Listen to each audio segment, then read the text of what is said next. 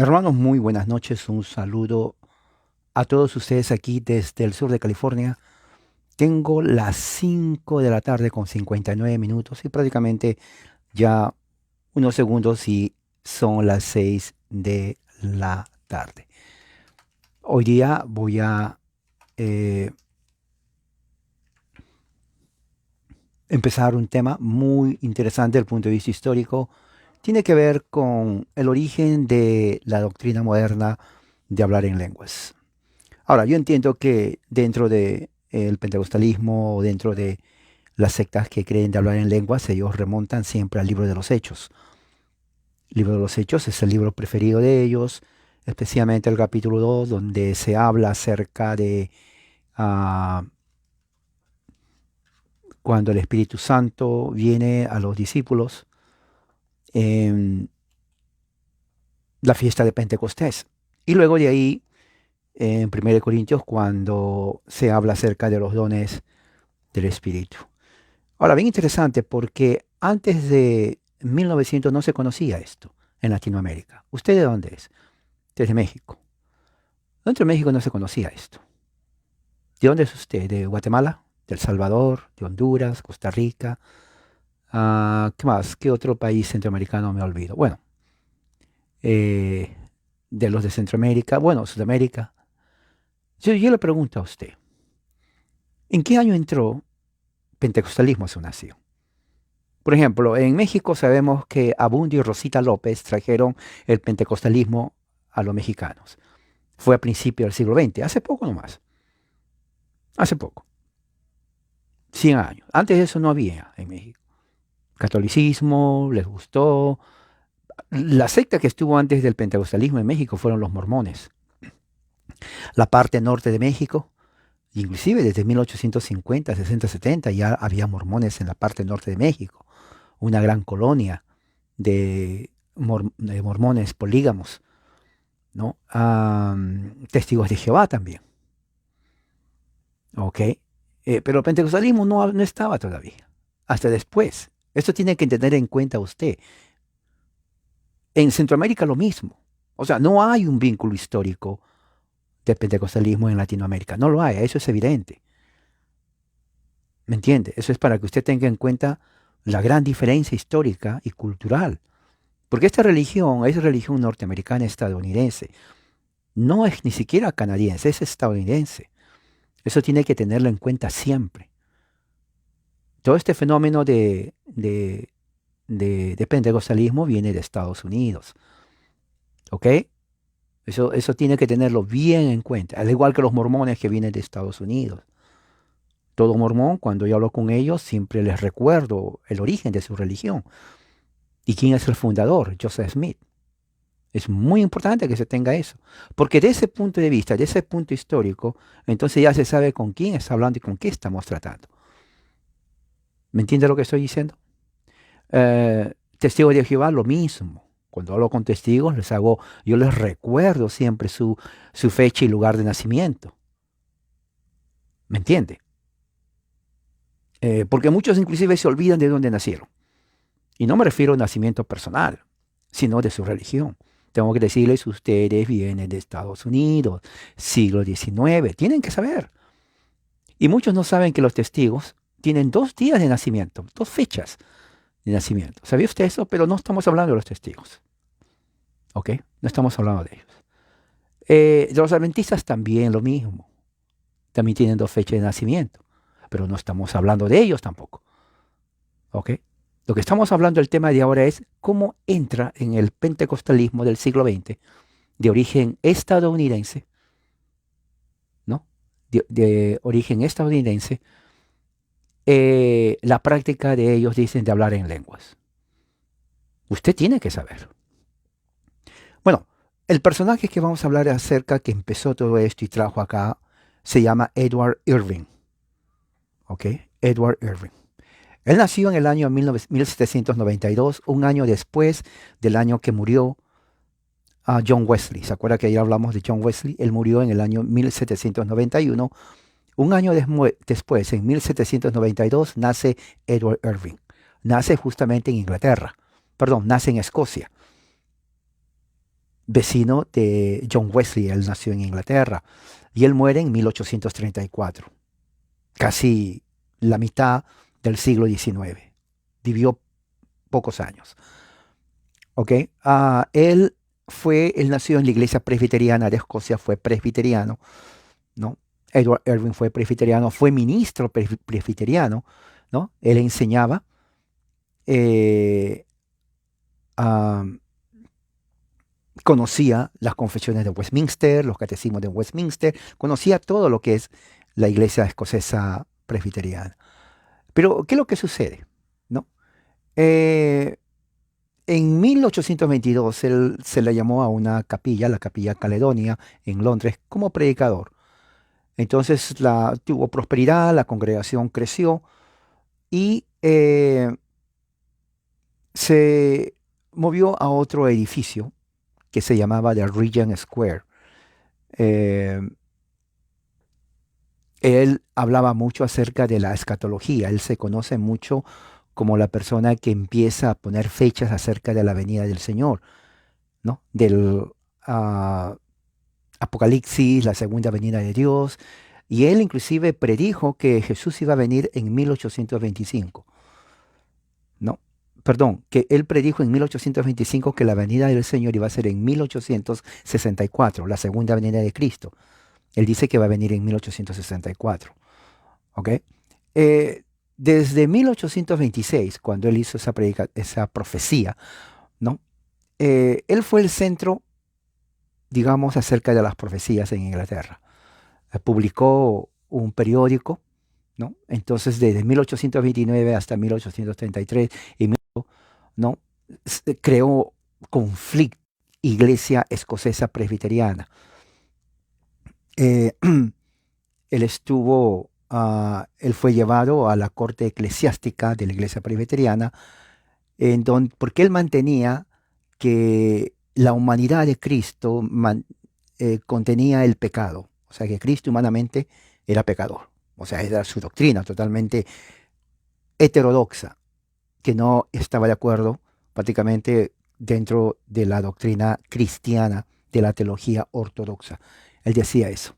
Después de sus protestas, él fue, él decía que había sido mal interpretado, fue excomunicado del presbiterio de la iglesia escocesa presbiteriana.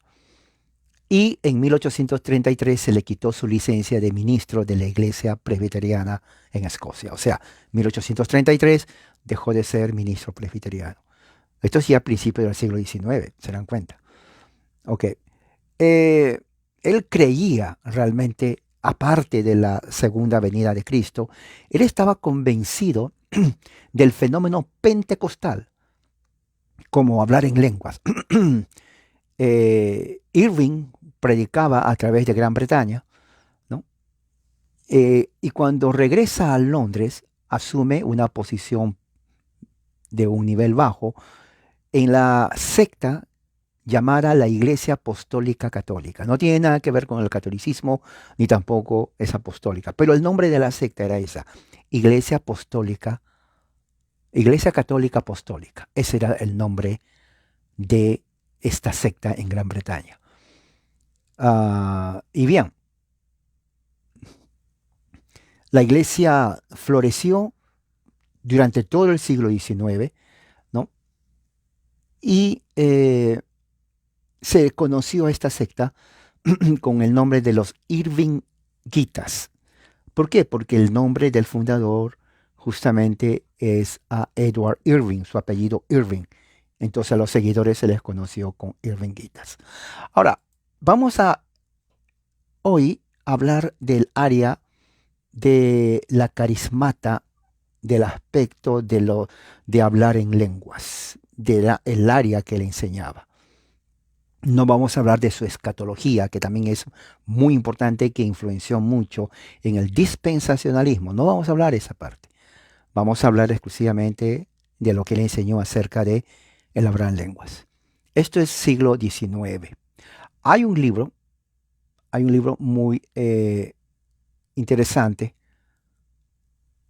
que habla acerca justamente de Edward Irving. Edward Irving. Y este libro realmente habla acerca de sus orígenes, sus seguidores, su teología y cómo su doctrina creció. Estamos hablando del siglo XIX. Okay. Es muy importante saber esto claro porque nos va a ayudar a entender todo este fenómeno pentecostal que viene a México, ¿no? Con Abundio y Rosa López, ¿no? A México, Centro y también en Sudamérica. Fíjese que esto no viene de Jerusalén.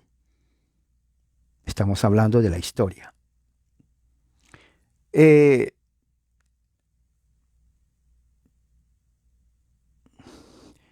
Edward Irving, como había dicho, era un ministro escocés presbiteriano del siglo XIX. Durante ese tiempo, tanto en los Estados Unidos como en Gran Bretaña, habían personas que ya estaban hablando acerca de la venida de Cristo. En los Estados Unidos estaba William Miller, el fundador de los adventistas, había puesto fechas de la venida de Jesús, ninguna se cumplió. Uno de sus seguidores era Charles Russell, el fundador de los Testigos de Jehová, el cual también pone fechas y ninguna se ha cumplido. En Inglaterra lo mismo. Uno de ellos fue Edward Irving. La persona que escribe la biografía de Edward Irving se llamaba Margaret Oliphant. Margaret Oliphant era fue una de las biógrafas más importantes de la vida de Edward Irving, ¿no? Ella decía generalmente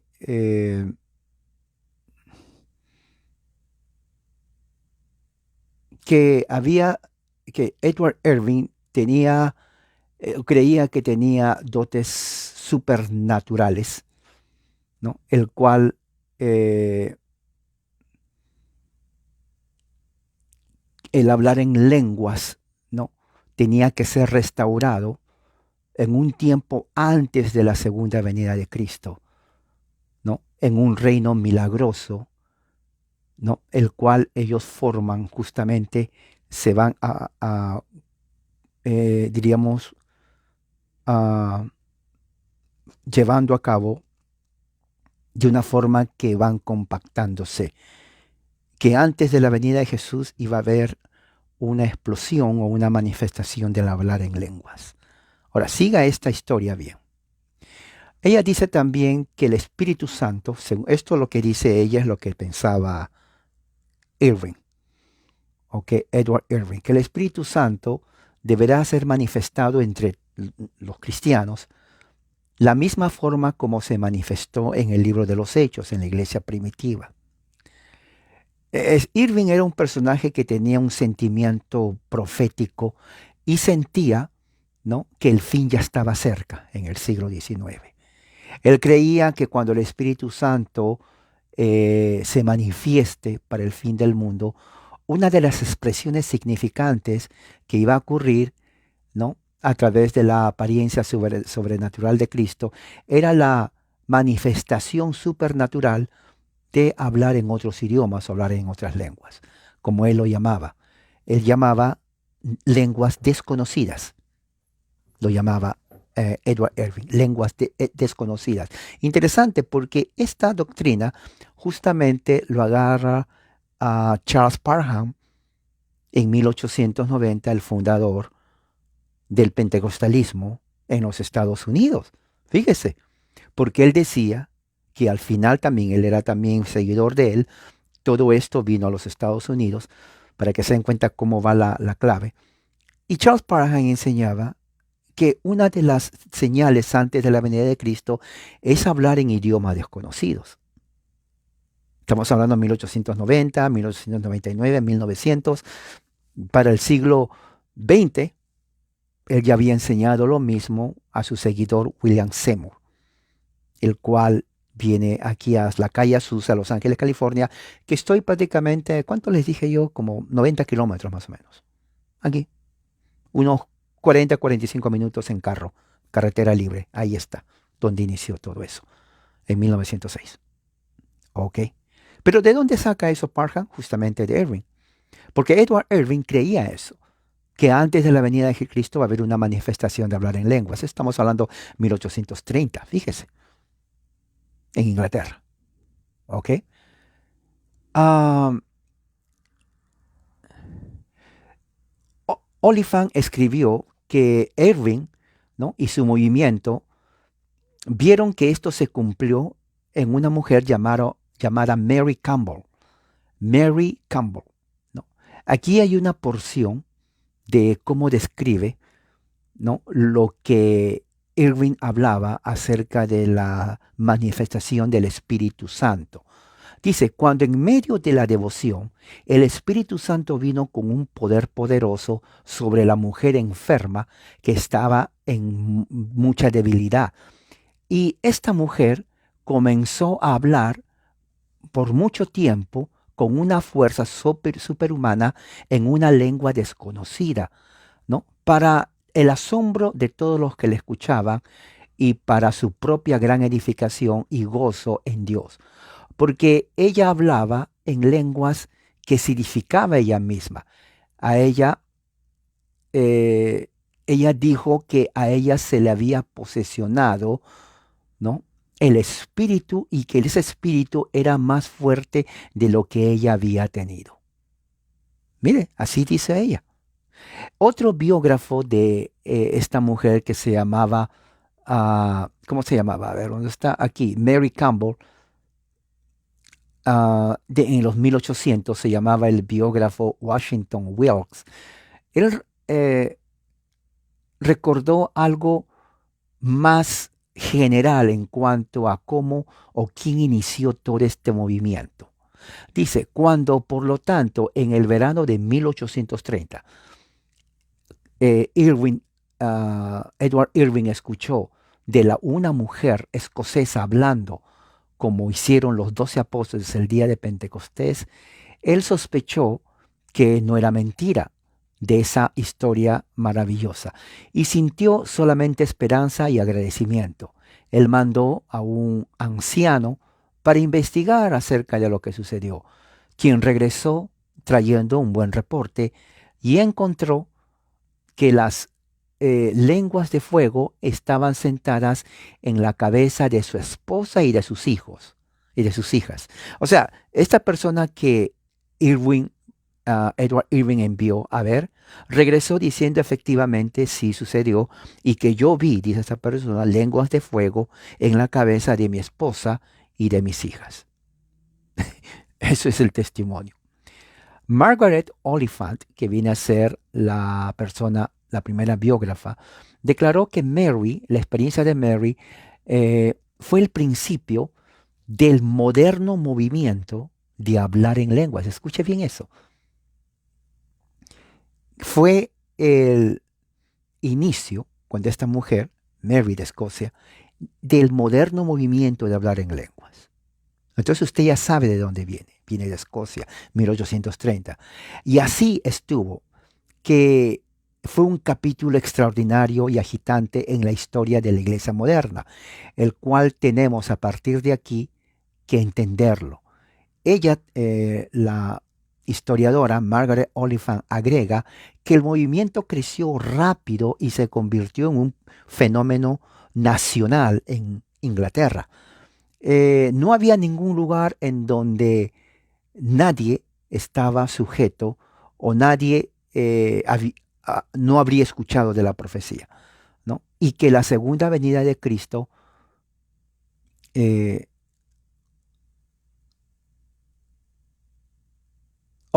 dice, no había ninguna parte en Escocia en donde la profecía acerca de la venida segunda de Cristo, de la segunda venida de Cristo, no se habría escuchado. O sea que este asunto de profecía, hablar en lengua, la segunda venida de Cristo, ya era muy conocido en Escocia en 1830.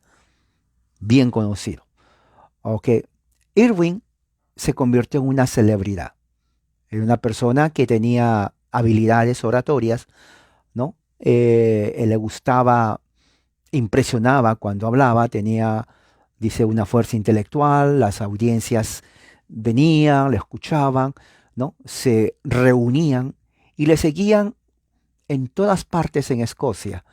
Dice, alrededor de 12 a 13 mil personas le seguían. La primera predicación de Irving fue en Londres, ¿no? En la capilla del asilo de Caledonian. Él empezó con 50 personas y rápidamente creció a 1500. El problema de encontrar espacio para sentarse se convirtió en un problema porque no había para el resto de la gente.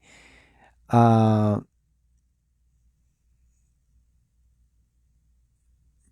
Su predicación también se extendió a la arena filosófica, donde él mantuvo amistad con filósofos de esa era, como por ejemplo el escritor Thomas Carlyle, una figura muy aclamada en Londres y que estuvo en la cima de su popularidad a nivel mundial. Y esto se estudia en literatura inglesa, Thomas Carlyle. También estaba el gran escritor americano Charles Dickens, ¿no? También estaba Ralph Waldo Emerson, Alfred Tennyson y John Stuart Mills. O sea, todas estas personas eran muy famosas en ese tiempo. Es más, cuando uno estudia literatura y filosofía, uno estudia a estas personas. Todas estas personas eran amigos de Edward Irving. Eh, la profecía, su tema profético del fin de los siglos de Irving y su doctrina del don de lenguas se hicieron muy popular durante ese tiempo. ¿Ok? Se hicieron muy popular. Tanto es así que comenzaron a salir sus enemigos, comenzaron a escribir panfletos, ¿no? Comenzaron a diseminar, hablando o refutando lo que enseñaba Edward Irving, su nueva teoría, porque era nuevo lo que él estaba creando, era muy nuevo, eso tienen que entender. No, en los Estados Unidos ya también se había escuchado de eso. Pero recuerde, eso no se sabía todavía en México, Centro y Sudamérica. Latinoamérica era ignorante de esto porque este es asunto solamente en el mundo anglosajón. Así que no hay ninguna relación con nuestra cultura latinoamericana. ¿Ok? Mexicano, católico romano. Eso no tiene que negarlo. Aunque usted no crea eso, no tiene que negarlo. Es la verdad. ¿Ok? No tiene que negarlo. No hay ninguna relación con el pentecostalismo. Centroamericano, ¿no? Honduras, Salvador, Costa Rica, Guatemala, nada que ver. Usted puede estudiar su historia, haga Google después y vea si hay algún vínculo con el pentecostalismo. No hay nada, absolutamente nada. En Sudamérica lo mismo, lo mismo. Antes del siglo XX no había esto. Los que sí vinieron antes del siglo XX eran misiones presbiterianas, porque el presbiterianismo ya estaba. O, am, ¿qué más? Estaban episcopales, ya estaban bautistas también, porque ellos ya estaban mucho antes que el pentecostalismo. ¿Ok? Pero el pentecostalismo no entra ahí, hasta después. Y eso es algo que usted tiene que saber. ¿Ok? Es como decir, ¿cuándo nació usted? ¿En el año 500? O no, yo nací en el año 1975. O sea que, y cuando nace usted no sabe nada hasta que tal vez cumple 10 años. O sea, para 1980 comienza usted a ser consciente. Hace poco nomás. Pentecostalismo tiene 100 años. Y no nace inmediatamente en Latinoamérica para nada. No hay una conexión cultural. Usted puede estar y decir, bueno, pero yo quiero creer. Usted puede creer lo que quiera. Pero yo quiero que usted sepa que la religión o secta que usted está entrando, ¿ok? Es de aquí de los Estados Unidos de América. La renovación carismática es inclusive más nuevo todavía, 1960, más nuevo todavía. Y nace en los Estados Unidos, dentro de congregaciones episcopales. Y es más nuevo todavía. ¿Ve? Entonces, son grupos, son movimientos recientes, nuevitos. Entonces, si usted quiere tener realmente una sólida doctrina, yo no voy por lo nuevo, yo voy por lo antiguo, no por lo nuevo, porque lo nuevo implica innovación, algo novedoso.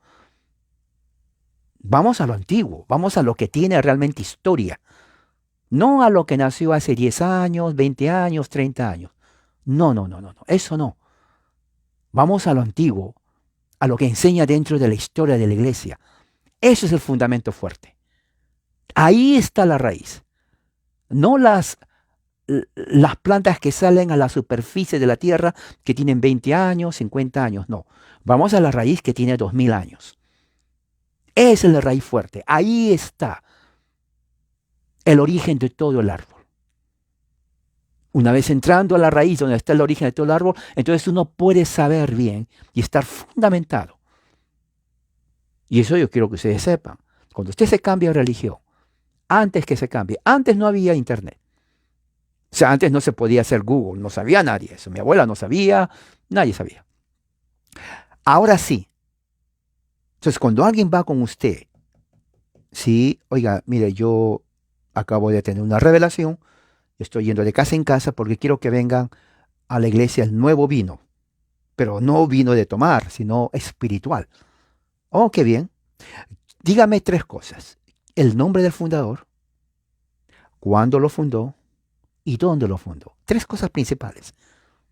Antes que me hable de doctrina y de teología, yo quiero saber quién es el fundador, cuándo lo fundó y dónde lo fundó. Porque eso nos va a nosotros dar entendimiento qué es lo que se nos está hablando. Después que usted sepa que lo fundaron hace 24 horas a la vuelta de su casa, fulano de tal, decisión de usted si quiere entrar ahí o no. Pero al menos ya sabe dónde esto está entrando. Es bueno saber, ¿se dan cuenta? Por eso que, como puse mi lema, un pueblo informado jamás será engañado. Entonces usted tiene que informarse, persona inteligente, una persona que tiene educación, ¿me entiende? Que está bien informado, que cuando hablen de algo usted, de una forma inteligente, bien articulada, usted sabe lo que está pasando, dónde está parada usted. Porque si no sabe dónde está parada usted, ¿qué se puede decir? Un globo lleno de aire. No, usted no puede ser un globo lleno de aire. Porque usted sabe lo que pasa con los globos llenos de aire. Le ponen una aguja y se revienta. Ya no hay nada. Entonces tenemos que informarnos. Entonces ya sabemos que justamente aquí, ¿no? Esta persona ah,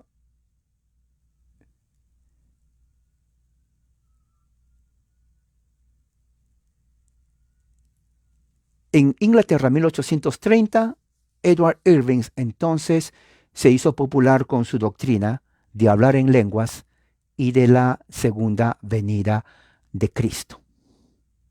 ¿Ok? Am,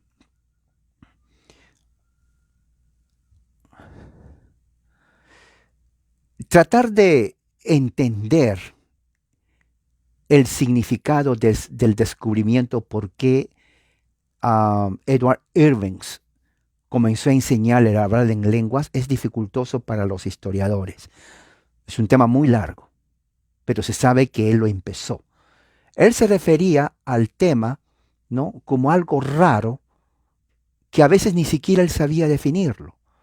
Su acercamiento fue algo del método inductivo. Él consistió de una lectura personal de la Biblia en inglés, en donde él siguió, ¿no?, conectando varios textos en un sistema de pensamiento.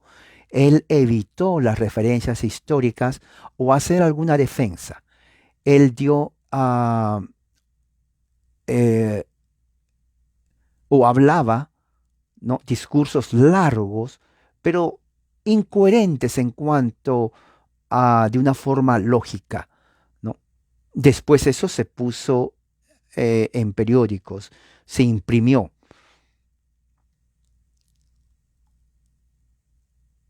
Y era bien difícil, inclusive hasta ahora, tratar de encontrar la definición porque no era claro en cuanto a esta doctrina de hablar en lengua.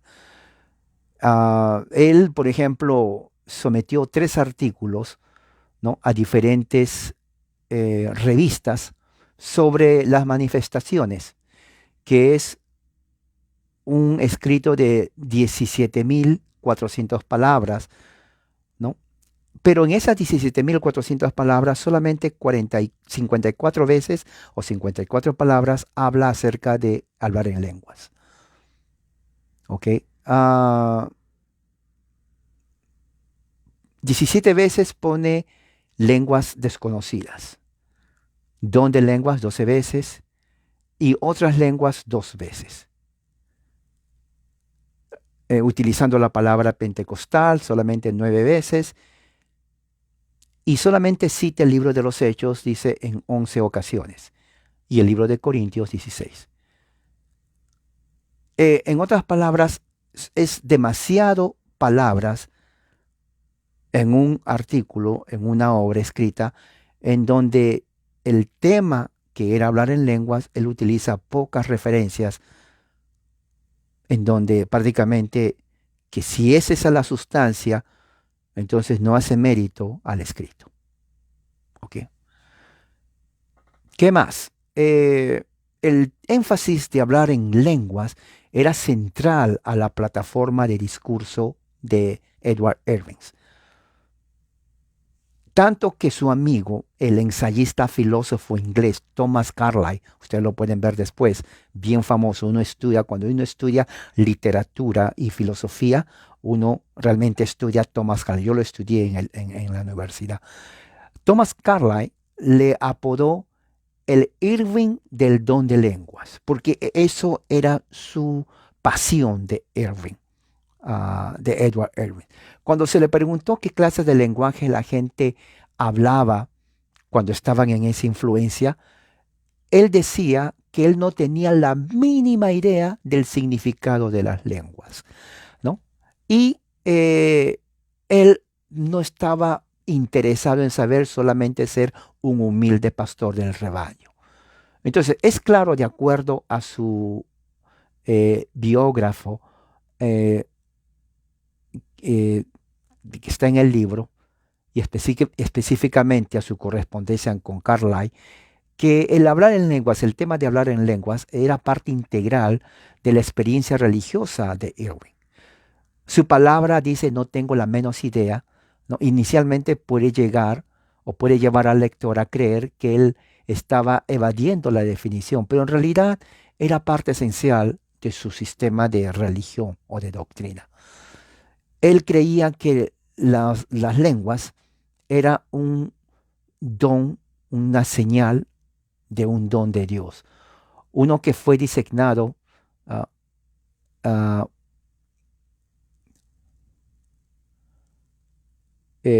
un don que se le asigna a una persona, ¿no? Para que sea una persona encargada de Dios, con palabras para animar, exhortar o juzgar a la iglesia.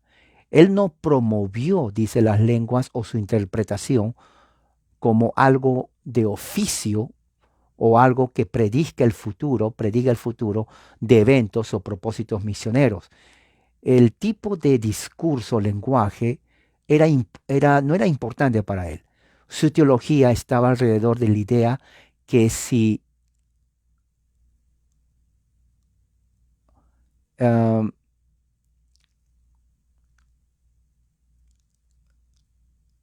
que si alguien no entendía cuando alguien hablaba en lengua, entonces no era importante, porque entonces eso entonces sería un punto de eh, principio para una autoridad espiritual.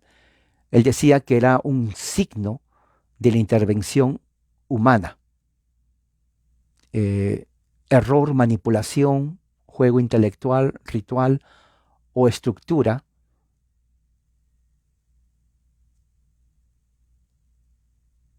No, él decía que en el hablar en lenguas no existe o no está involucrado la intervención humana, no está involucrado el error, la manipulación, un juego intelectual o un ritual.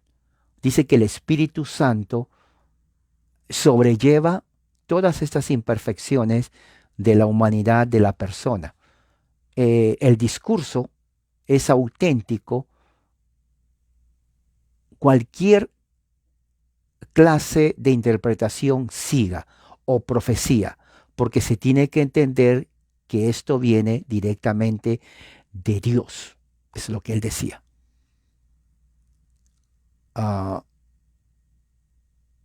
aquí voy a citar algunas eh,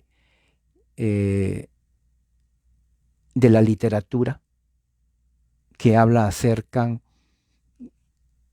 de lo que es el don de lenguas. Dice así, la esencia de hablar en lenguas es algo que debería ser desconocida.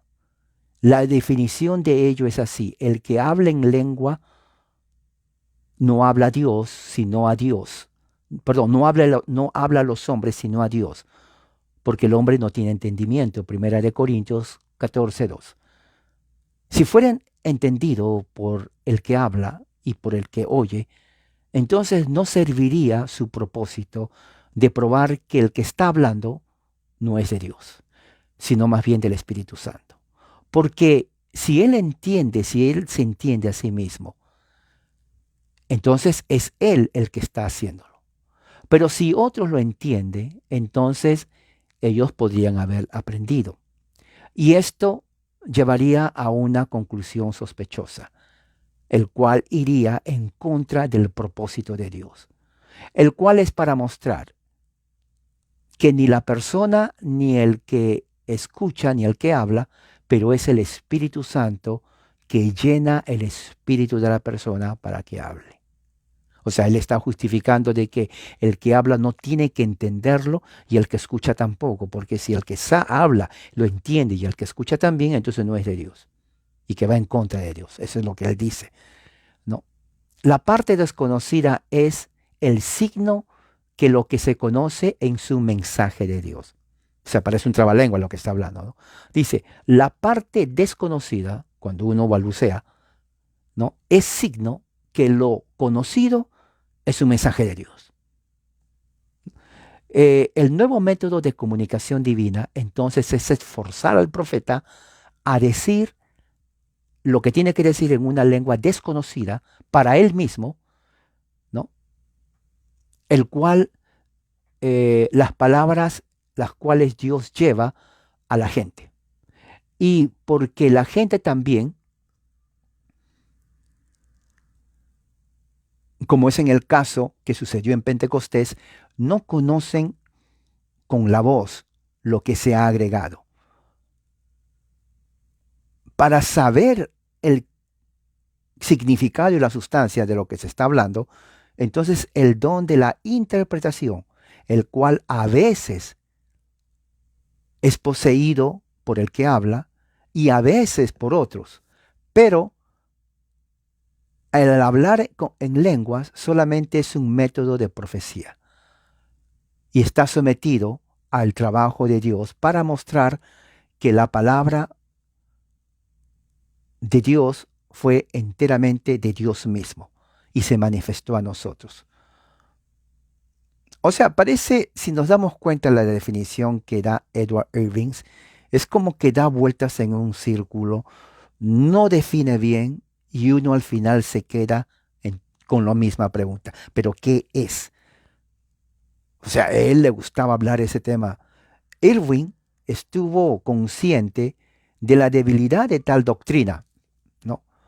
Que una persona podía fingir hablar en lenguas cuando en realidad no estaba hablando, ¿no? Esto es lo que él dice referente a este tema. El profeta o la profetisa, él creía que la mujer o el hombre podían hablar, ¿no? Hablan no del texto o pasaje de la escritura para revelar el misterio o la doctrina contenida ahí, como lo hace el que usa las lenguas para revelación.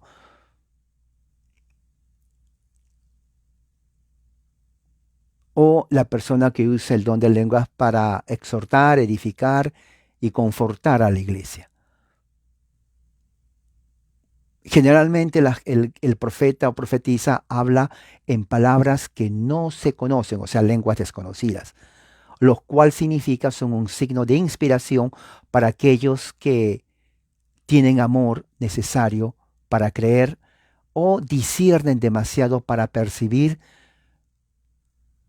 y para conocer que la persona que habla no está siendo fingida o no está fingiendo las palabras para que, como para que la persona se le entienda que está fingiendo y más bien está hablando por inspiración de Dios. O sea, volvemos al mismo punto, mucho subjetivismo. Si se dan cuenta en todo lo que está hablando Edward Irving, es mucho subjetivismo. Fíjese, desde el principio este asunto de hablar en lengua es puro subjetivismo, no es algo concreto. Prácticamente está inventando él el significado y la mecánica que justifica que alguien se pare. Y eso sucede hasta ahora. Eso yo lo he visto en reuniones pentecostales. Uno se para y dice revelación de Dios y comienza a balbucear. Todo el mundo no entiende nada y comienzan a decir amén, aleluya. No saben ni por qué está hablando. Dicen amén, aleluya, gloria a Dios. Y si lo hace con mucha agitación, o sea, la emoción es fuerte. Vean, hay un video que puse hace unos días, está en YouTube, de Gigi Ávila, él mismo. Hace gruñidos de animales desconocidos. Puerco generalmente, el 70% de los sonidos que hace Gigi Ávila son de cerdos, chanchos, puercos. ¿Usted ha escuchado un chancho, un cerdo emitir sonidos? Yo lo he escuchado. Es igual. Pero un chancho, un cerdo ronco, como roncando, como que si tiene la garganta, ¿no? Así resfriado de chancho. No sé cómo resfriado de chancho, pero yo lo veo porque es grueso. Escúchenlo. Eso no es lengua. ¿Ok?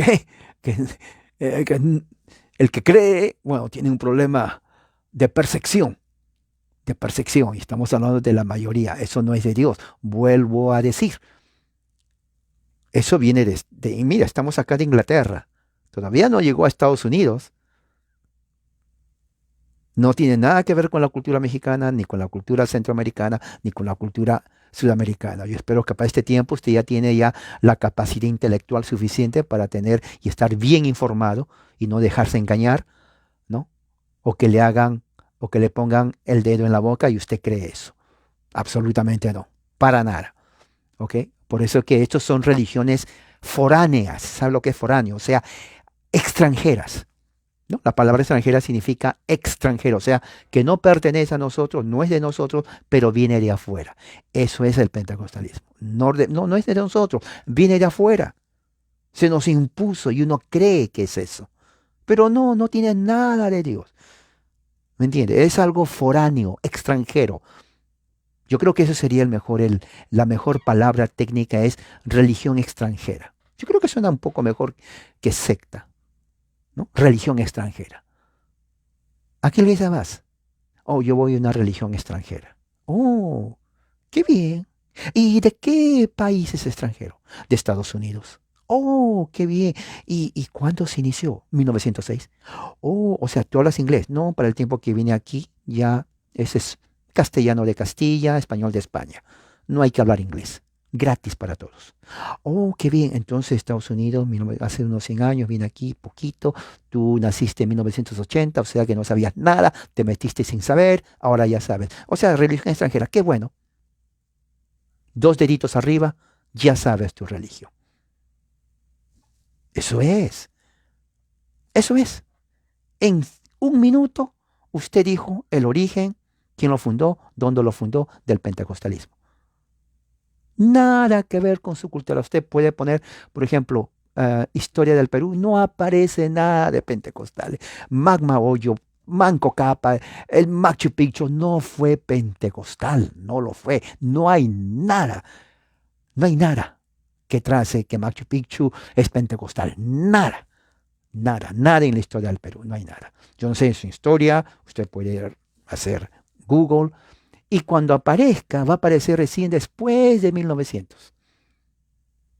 O sea, por 400 años no hay nada. Y cuando aparece de aquí. Entonces usted ya sabe, usted puede sentarse bien en una mesa con amigos, con familia, y hablar de una forma inteligente. Y le van a decir a usted, pero qué persona más inteligente. ¿Qué universidad fuiste tú? Porque a mí no me enseñaron nada, pero tú sabes. Entonces usted va a quedar bien, le van a respetar, va a saber hablar, porque ya sabe historia. Mucho, la mayoría no sabe, no le importa saber es más. Pero usted, que es una persona que sí le importa saber dónde está parada su fe, ya sabe. ¿Se da cuenta? Recuerde el lema, un pueblo informado jamás será engañado. Nunca se olvide eso. Un pueblo informado jamás, jamás será engañado. ¿Ok? Eso escríbalo, póngalo en su página de Facebook. Ahora, eh, para 1870, 30 años antes que termine, antes de entrar al siglo XX, ¿no? Edward Miller, ¿no? Un hombre uh, que estudiaba mucho acerca de Edward Irving, de los inicios de su secta. Él trató de poner muchas fuentes juntas para encontrar el origen realmente de estas lenguas y tratar de encontrar algo que sea coherente de los sonidos que escuchaban estas personas. Fíjese, lo hizo esto. Él dice que los ejemplos a veces iban desde una forma primitiva de latín y palabras en español. Por ejemplo, él escribió esto cuando escuchaba las palabras de los que hablaban en lenguas. Él escribió así. Dice, por ejemplo, voy a leer lo que él escribió en inglés, porque tampoco es en inglés, son otras palabras. Pero las personas que hablaban así. Él lo escribió. Dice, dis dil ema sumo, Joseguin altestare, Holimok hof away, José jamena nostra, direct casa será hasta caro, crashing outbreak, crash, crash, y luego gritaban fuerte, y luego decían, amanami, amanami, a minor, amanami, amanami, a minor, crash, crash, crash, crash, Josequín altestare. O sea, él lo escribía para ver qué es lo que está diciendo, ¿no? Y aquí él pone las palabras que en su reunión él les escuchaba. Decían así, hipo, no sé si es de hipopótamo, pero decía hipo, tampoco entonces decirá de hipo, del hipo que uno le da hipo, pero decía hipo gerosto, hipo boros, cenote forime oren upo, tanto nustin, norastin ni paros, hipanos, bantos borín, pintos el estanino, jalimungitus datitu, jampui farimic aristus e campos, espungus bagami, beresenino, terestón, sasisnotun alinotes, pastosungor, deripanto burinos, ipen, eletante, eretini, menati. ¿Qué significa? Yo no sé, pero es exactamente lo que había escuchado esta persona y lo pone en escrito. Entonces, si se dan cuenta, ¿no? Esto son los que las personas decían que escuchaban en esas reuniones en Inglaterra. Muchos de los seguidores de Irving, ¿no?, asumían que el don de lenguas fue una habilidad milagrosa para hablar en un lenguaje extranjero, foráneo, desconocido.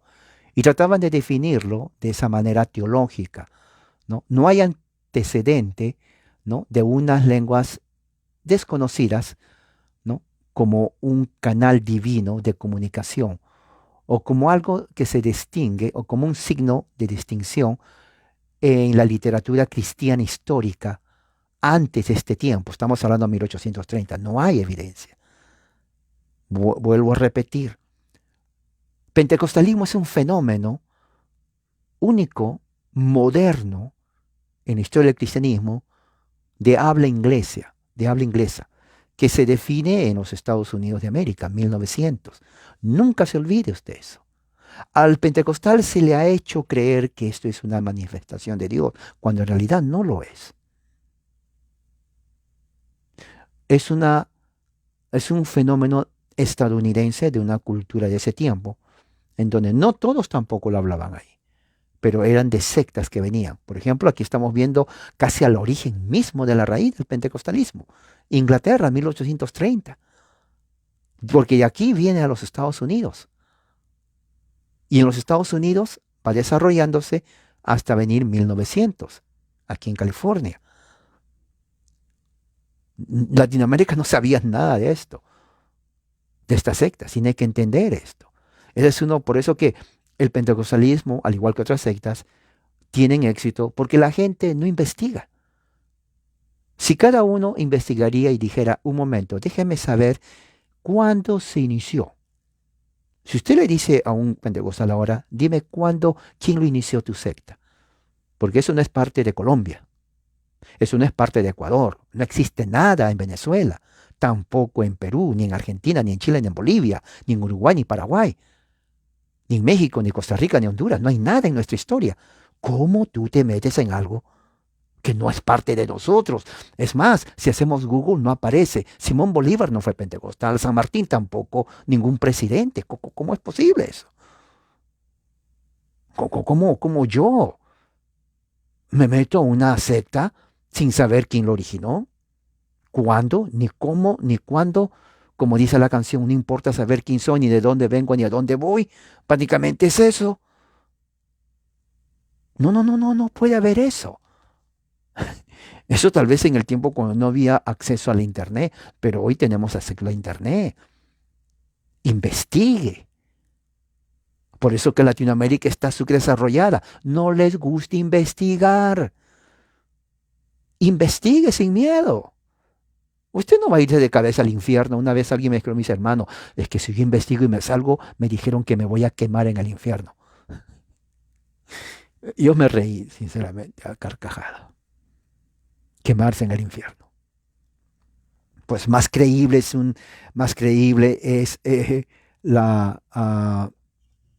¿cómo se llama esto? El dogma católico del purgatorio, que el quemarse en el infierno de los evangélicos pentecostales, que por salirse de su secta que tiene apenas 100 años, uno se va a meter de cabeza al infierno. Eso es lo que a mí me hace pensar. Oiga, ¿dónde en la historia? Y eso yo le pregunto a mucha gente aquí, lo que yo les digo, le pregunto, dime la historia de tu país, ¿dónde está? ¿Qué presidente fue pentecostal? ¿O cómo entró? ¿Quién lo trajo? ¿En qué manera? ¿Cómo tú entras a un lugar desconocido? Es como entrar a un cuarto oscuro y dice, entra y vas a encontrar la silla. Oiga, no hay, yo no veo nada. No, pero entran, está oscura.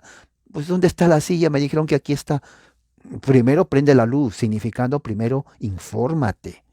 Primero infórmate, ¿no? Es como decir, te vendo una casa, muy bien, firma aquí. Y al final, ¿y dónde está la casa? Ah, pues no sé dónde está, pero te la vendí. Es igualito meterse a secta sin saber, no importa saber quién soy, ni de dónde vengo, ni a dónde voy. No, no, no, no. Por favor, esa canción no. En religión, esa canción no. En religión usted tiene que saber dónde está entrando. Bueno, pues, oiga, que estamos hablando al mismo tiempo. Esto fue hace 100 años. Entre ellos mismos se tildan de herejes porque cree que hay miles de sectas. Escuchó lo que dije hace un momento, hace unos días, que los de la iglesia primitiva, ¿no?, los de la iglesia arminiana, Se separaron de la Convención Bautista del Sur y llamaron a los otros bautistas falsos. Los del movimiento de santidad se dividieron entre ellos mismos, se llaman falsos. Porque si no se llamaron, entonces ¿por qué se divide? No, el negocio de la secta es como un mercado abierto. Yo quiero manzana, sí, pero a mí me gusta la papaya. O pues a mí me gusta la naranja, pues a mí me gustan las fresas, pues a mí me gusta la banana, pues a mí la palta. O sea, cada uno agarra lo que le gusta. Así es el negocio de las sectas. ¿De dónde viene eso? De Estados Unidos de América del siglo XX. Entiéndalo, escríbalo, memorícelo, Google. Les voy a dar un trabajo a ustedes. 2 horas, algún día, 2 horas, dígale. Si usted es casada, dígale, esposo, no voy a cocinar porque 2 horas voy a educarme. Voy a poner todas las sectas cuando iniciaron. Tú puedes cocinarte tu pan con leche, lo que sea. Esposo, dígale a su esposa, 2 horas nomás, voy a ver. No voy a comer por 2 horas, no me voy a morir. Entonces pone a investigar. Y pone todas las sectas, origen, nombre y fundador. Guárdelo. Oiga, usted va a salir, pero campeón. Listo para enseñar en un instituto. Va a decir, "Oh, y yo creía esto, pero ¿dónde estaba? ¿En qué cabeza? No pensé". Y gracias a Dios que ya va a descubrir antes que muera. Porque una vez muerto, ni en el purgatorio uno va a saber esto. ¿Entiende? Así que es bueno saber todo esto. No existe, como dice aquí, algo totalmente desconocido, ¿no? Dentro de la literatura cristiana histórica. Ah, ah, en 1825, Irving interpretó el don de lenguas eh, como una expansión del Evangelio a las naciones. Aquí recién en 1825, Irving decía que el don de lenguas de Pentecostés es para la expansión del Evangelio a las naciones. Esto mismo lo agarró Charles Parham en 1890 en los Estados Unidos, que dio lugar al pentecostalismo de 1906. Miren, aquí está la raíz. Ahora, si usted se pregunta, pero ¿cómo nació esto de los pentecostales que saltan, que hablan en lenguas? Aquí está. Porque él dijo, hablar en lenguas es para expansión del evangelio. Pero eso nunca se enseñó en la literatura cristiana. Escúcheme, nunca. Usted tiene que saber esto. ¿Me entiende? Aquí en los Estados Unidos hay cantidad de evangelios y pentecostales que están saliendo cuando saben la verdad de estas sectas. En Latinoamérica me doy cuenta, recién están empezando lo que aquí había empezado hace tiempo y la gente ya se están saliendo de los mormones a cantidad, se están saliendo de los testigos a cantidad, se están saliendo de los adventistas a cantidad, se están saliendo de los pentecostales a cantidad, se están saliendo de las sectas a cantidad, se están saliendo de los bautistas a cantidad. Sí. ¿Por qué? Porque uno de los milagros de la internet es que uno puede, por ejemplo, ¿no? Por ejemplo, vamos a poner aquí. Esto es un ejemplo nomás. A ver, vamos a poner. Supongamos que quiere poner el origen, usted conoce a alguien, testigo de Jehová. Origen de los Jehovah Witnesses. ¿Ok? El amigo está afuera esperando. Usted va a su computadora, inmediatamente pone aquí, así, y dice, history de los testigos de Jehová. Él está esperando, él no sabe nada, pero usted es una persona inteligente, pensante, usted es una persona educada. Entonces usted dice, a ver, se originaron de un grupo sectario llamado Movimiento de Estudiantes de la Biblia. Se desarrolló en los Estados Unidos. Ya sabe el lugar. Oh, los Estados Unidos. No nació aquí en Ecuador, tampoco nació en Perú. Muy bien, lo escribe. ¿Qué año? En 1870. Oh, recién en 1870 se desarrolló, o sea, hace poco. Entre los seguidores del grupo restauracionista ¿no? Con Charles Russell. Oh, ya sé el fundador, Charles Russell. Disculpe, señor, pero yo no puedo entrar a una religión que fue recién 1870 en los Estados Unidos, estudiantes de la Biblia. Yo no conozco quién es este Russell, pero sé que es un hombre. Discúlpeme, pero yo no entro a religiones inventadas por hombres. No, ya no quiero saber nada más de ninguna, peor de su doctrina. Siga adelante nomás. Precisión. Se ahorró tiempo, está informado. ¿Se da cuenta?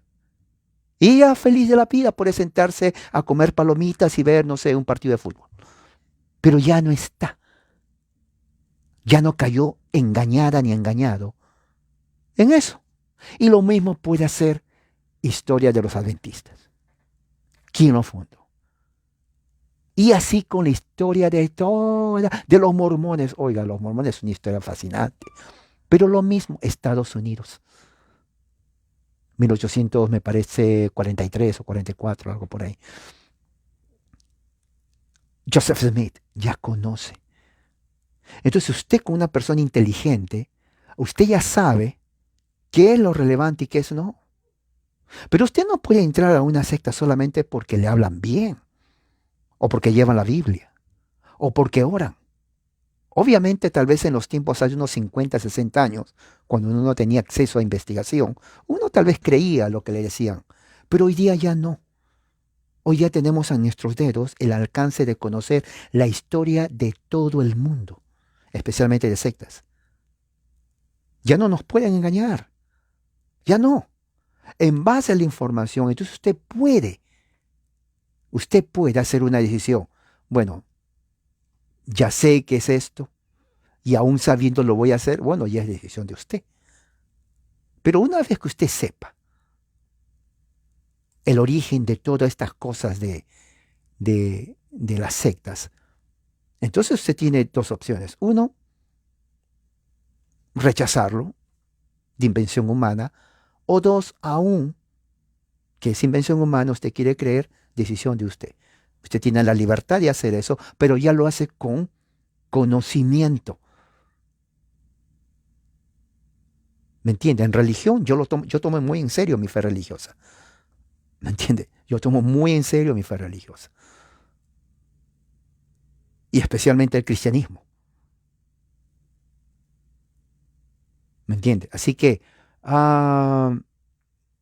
eso es lo que enseñaba. En 1828 ocurrió un cambio, dice aquí en la doctrina de la encarnación, dice, eh, ah, él, esta persona en 1828, en un sermón, él mantuvo un uso dual del símbolo del hablar milagrosamente en lenguas. A ver, dice aquí, eh,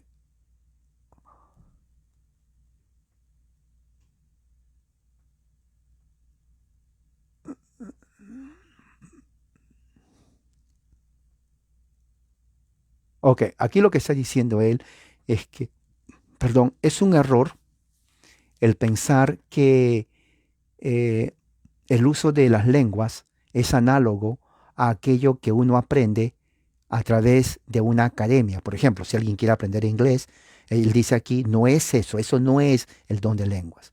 Cuando uno se matricula a aprender un lenguaje foráneo, extranjero, eso no implica el don de lengua. Dice que la mente,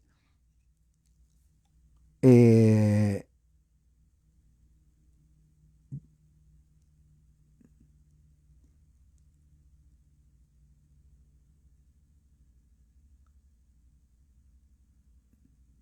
ok, él dice que el don del lenguaje es algo que nadie lo entiende y que se lo interpreta de una forma supernatural.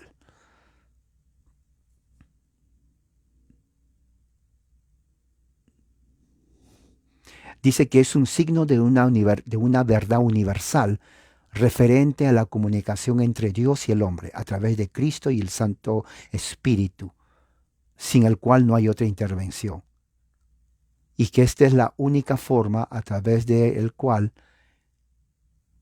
el cansado y pecador puede venir a descansar en Cristo.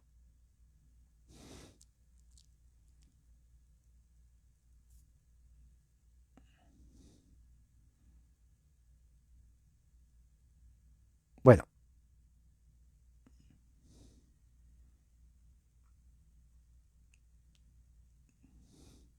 lo que sigue son realmente muy bueno. Lo voy a dejar eso para la segunda parte. Voy a terminar aquí, porque la segunda parte que viene, que lo voy a hacer más adelante, tiene que ver con aquellos que interpretan basado en lo que vieron en Inglaterra en 1830 acerca de este nuevo movimiento del hablar en lengua. Recuerde que mucho de lo que hemos visto aquí va a los Estados Unidos y encuentra cabida en personas allá, y ya para finales del siglo XIX comienzan a enseñar casi lo mismo. Prácticamente Edward Irving tuvo influencia en los movimientos de santidad referente al tema de hablar en lenguas y de la dispensación, o sea, la segunda venida de Cristo. Y ellos comenzaron a tomar su teología de Edward Irving y enseñar a las sectas.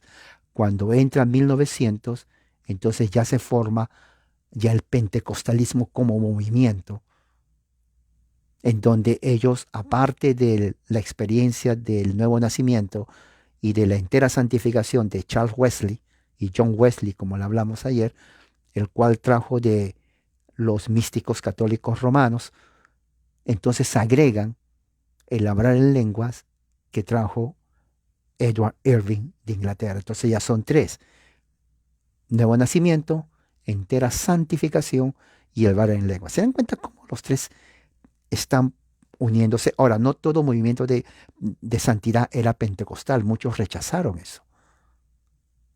Hay una separación. Por eso usted va a encontrar movimientos de santidad no pentecostal, movimientos de santidad pentecostal y movimientos pentecostales pero no de santidad. ¿Se dan cuenta? Y cada uno tiene variantes.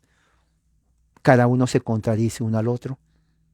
Había las Asambleas de Dios, por ejemplo, rechaza eso de la santidad y rechaza que hay una segunda experiencia, porque él dice en el momento que uno cree, uno ya es bautizado, y hay grupos que inclusive dicen no necesariamente tiene que hablar en lenguas, pero hay otros que dicen sí se tiene que hablar en lenguas y no tienen comunión.